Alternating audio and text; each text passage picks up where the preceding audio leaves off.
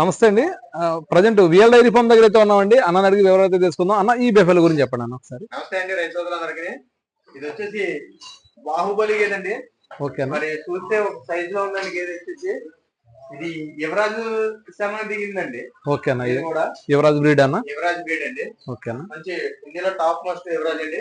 అవును. దాని శమనకి దిగిందండి గేదె ఇది. ఇది రెండో ఈతలో ఉంది. Top quality గేదండి.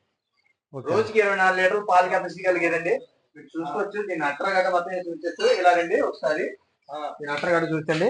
ఇంకా 20 రోజులు సమయం ఉందండి. ఈ 20 రోజుల సమయంలో అలా ఉందండి దీని అట్ర. ఈ 20 రోజులు పోతే దీనికి ఇలా అవుతుందండి. ఓకే అన్న. ఇంకా బాగా శాతం. నేను 24 లీటర్లు అంటున్నానండి. 24 లీటర్లు పైన పిండి తప్ప తక్కువ పిండి. నేను చెప్పేసి తక్కువ చెప్తున్నాను. పూటకు 12 24 లీటర్లు అవుతాయి.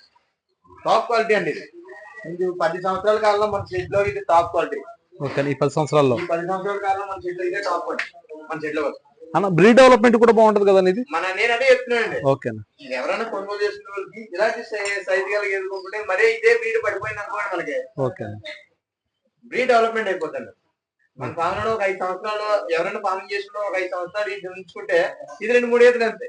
దాని దూడలు తయారవుతాయి. అవునన్నా. బ్రీడ్ డెవలప్మెంట్ కి అయితే ఇది ఎవరైనా మరి దీర్ఘకాలం ఉంచుకున్న వాళ్ళు ఇటువంటి డబ్బుల కోసం ఆలోచించకుండా కొని పెట్టుకుని దీన్ని సాకి వాళ్ళు ఎవరైనా తీసుకున్నట్లయితే బ్రీడ్ డెవలప్మెంట్ చూసుకోవచ్చు అండి. ఇది సైజ్ అండి. అంటే మనకి మంచి మిల్కర్ కావాలనుకున్నప్పుడు బ్రీడ్ డెవలప్మెంట్ చేసుకోవాలంటే కనుక ఇలాంటి గేదెలు అయితే సెలెక్ట్ చేసుకోవాలండి. చేసుకుంటే మన ఫామ్ లోకి వచ్చిన తర్వాత 2 లేదా 3 ఈతలు అయితే వాటి పిల్లల్ని మనం డెవలప్ చేసుకున్నట్లయితే బ్రీడ్ అనేది మనం డెవలప్ చేసుకోవచ్చు. పైగా హెవీ మిల్కర్. అన్న నెంబర్ అయితే స్క్రీన్ మీద ఇవ్వడం జరుగుతుందండి. మీకు ఎవరికైనా గేదె కావాలంటే కనుక స్క్రీన్ మీద నెంబర్ ఫోన్ చేసి వివరాలు అయితే కనుక్కోవచ్చు.